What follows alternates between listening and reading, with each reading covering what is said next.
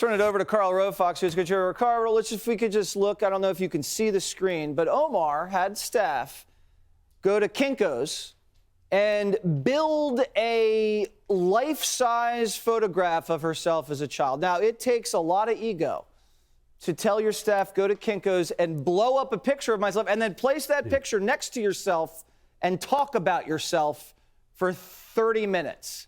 I have a pretty healthy ego, Karl. I know you do too. I don't think we would do that. Yeah. Look, it was all about her. It was about her ego. You're absolutely right. She said, I'm a powerful voice that needs to be silenced. That's why this is happening to me. There was nothing in those speeches that you showed and nothing in her speech that dealt with the issue at hand, which is she described Jews as saying it's all about the Benjamins. And she accused Jewish Americans of having an allegiance to a foreign state. She dismissed 9/11 by saying some people did something. She called the United States an apartheid regime, and she compared the United States and Israel to Hamas and the Taliban. And that's just the start. This woman has made a history of anti-Israel, anti-Semitic, anti-Jewish comments, and you'll notice that nobody dealt with that. Nobody stood up and said you misunderstood her. Nobody stood up and said she apologizes. Nobody stood up and said you've misconstrued those things. It was all about you're doing this because I am black, I am a woman, and I am from Africa, and I'm a Muslim.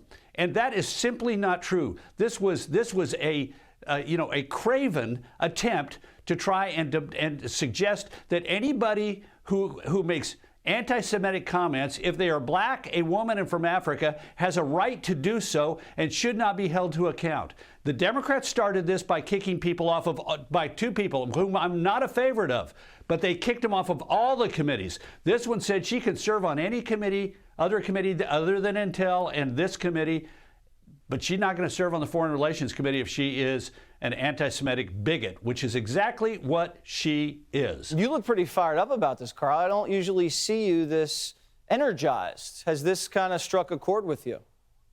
Look, this woman, to me, it is a sign of what has happened to the Democratic Party. The Democratic Party is tolerating bigotry in the form of anti-Semitism. She's not the only one. She is just the most visible and most vocal member of the anti-Israel, anti-Jewish element inside the Democratic Party. And the left of the Democratic Party has got a cancer in it, and that cancer is anti-Semitism, and they better stand up and do something about it. And look, I'm not a fan of kicking people off of committees. I do believe that the two parties have a right to name the members of their committees.